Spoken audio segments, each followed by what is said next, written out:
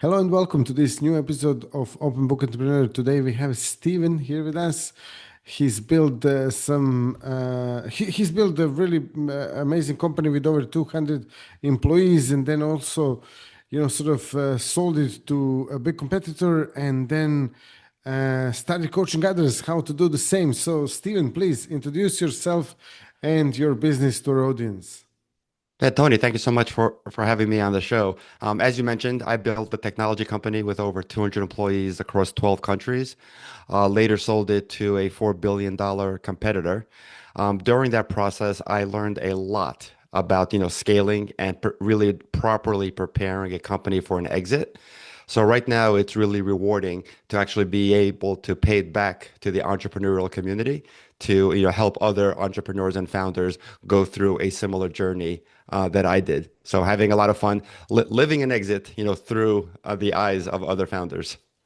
Great stuff. Yeah, I mean it's also very interesting how you actually managed to still stay motivated after exiting your previous business and finding something that you love. That's great because I know a number of people that actually exited companies and are just like sitting back Sitting on and the beach. yeah, sitting on the beach for a while, but then after a while they just most of the people just become bored with that lifestyle, especially if they have this entrepreneurial spirit. So how did you manage to find your new niche, your new calling? Yeah, it was interesting. I mean, I was very similar to most. I mean, I did spend a year. I'm not on the beach, but I did spend a year not doing much, Hmm. just enjoying the next chapter and kind of slowing down after running a million miles an hour.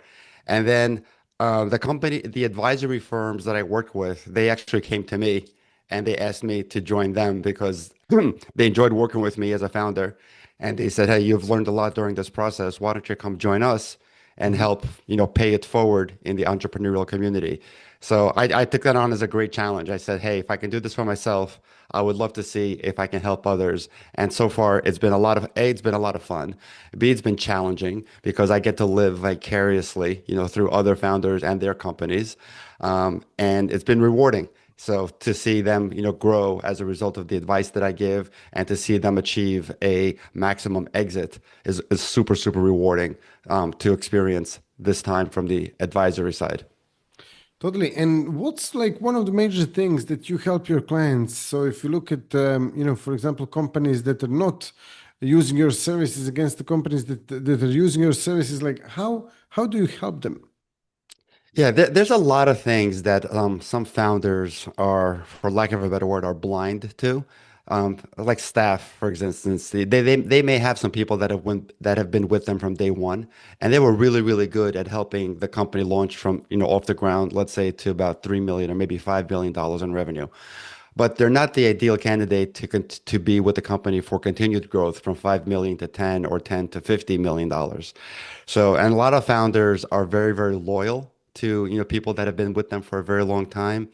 But unfortunately, they may not be the best candidates for leadership positions as the company continues to grow. So helping a founder identify what some of those blind spots are in their leadership staff is one of the things. Expansion into other markets is another one.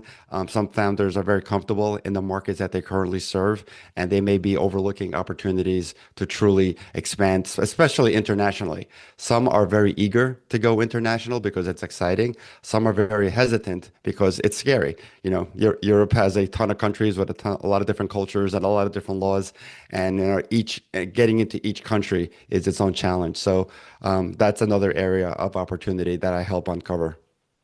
Wonderful. Yeah, absolutely. And so in terms of your goal for next few years, what do you plan to do then? I plan on doing a little bit more of the same. Just, I'm very, very selective as far as like the types of companies that I work with, the type of founder that is, coachable, wants to take advice and is really committed to achieving the ultimate exit. And again, very selective. So I'm not looking for dozens of customers. I'm looking for like maybe one or two customers a year that I can, get onto this journey with and help them have the best results possible. Totally, yeah. And you also mentioned you're preparing a TEDx talk as well. Can you Yes. tell us a little bit about that, please? Sure. Yeah, I've learned a lot over the last year about the entire TED and TEDx process. They too are very, very selective about, who they pick, for their stages. Yes. I finally got my TEDx talk accepted, and it's about setting and achieving audacious goals. A lot of people, whether it be from a business perspective or from a personal perspective, they limit the goals that they set for themselves because they try to come up with things that are safe, that are easily achievable, that are accomplishable, instead of really, stretching their own capabilities, getting uncomfortable and thinking a little bit bigger. So the TEDx talk, starts with a story of my own grandparents and how they immigrated from the former Soviet Union and uprooted an entire family to America in hopes of a better life. That was a incredibly large goal that they set without having all of the answers. Then I talk about my corporate journey and how, a tiny little firm in Manhattan and ended up being sold to a $4 billion competitor. And I also talk about I'm also an endurance freak. I do a lot of Ironman races and ultra marathons, and I speak about how I push myself to race these crazy distances and how rewarding those finish lines feel. So it's a combination of family, business, and personal endurance achievement, with the hopes of motivating people to really think bigger than they currently do. Wow, fantastic. I mean, that's great. And if someone watching us wants to actually learn more about you, connect to you, or yeah, get in touch, like how they can do that?